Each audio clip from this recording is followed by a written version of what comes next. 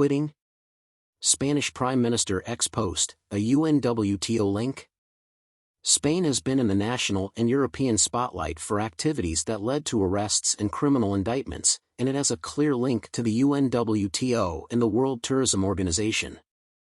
Insiders had been telling eTurbo News for some time that one of the reasons Zurab Palalakashvili wanted the rebranding of UNWTO to UN Tourism was to distance himself from the ongoing scandal involving the president's wife and Zurab's jailed friend, who was appointed a consul by Georgia. Former UNWTO Secretary-General Frangiali wrote in eTurbo News that the name change was illegal. eTurbonews.com. This criminal corruption case involving illegal profits generated through mask sales during the COVID-19 pandemic can be linked to UNWTO and its Secretary-General. eTurbonews.com. Before the UN Tourism Secretary-General was put in charge of UNWTO in 2018, Zurab Palalakashvili was the ambassador for Georgia and Spain into the UNWTO, and his prime minister was instrumental in campaigning for his questionable election to the highest political post in tourism.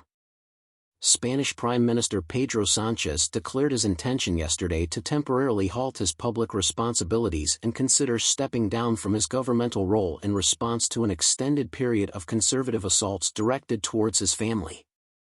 eTurbonews.com. Sánchez expressed the need for personal contemplation in a lengthy letter on his X profile. He emphasized the pressing matter of determining whether he should retain his position amidst the continual barrage of criticism from the right and far-right factions. Sánchez surprised the Spanish people with his announcement, which came shortly after Spanish media disclosed that a judge in Madrid had initiated a preliminary investigation into allegations that Begoña Gómez, the Prime Minister's wife, had utilized her government ties to advance her business ventures during COVID. A confidential probe into corruption and influence peddling began after a lawsuit was filed by Manos Limpias, also known as Clean Hands, a platform associated with ultranationalist organizations known for lodging legal complaints related to far-right issues.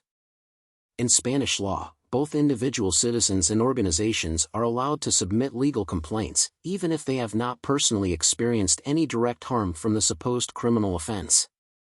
Sánchez wrapped up his message by stating that he would speak to the country on Monday to announce his decision on whether or not to step down.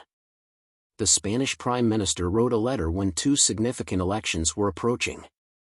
On May 12, Catalonia will hold a sudden regional polls, followed by the European election 1 month later in which Spaniards will participate. The Prime Minister can employ a similar strategy as he did after his party performed poorly in the national and local elections last year.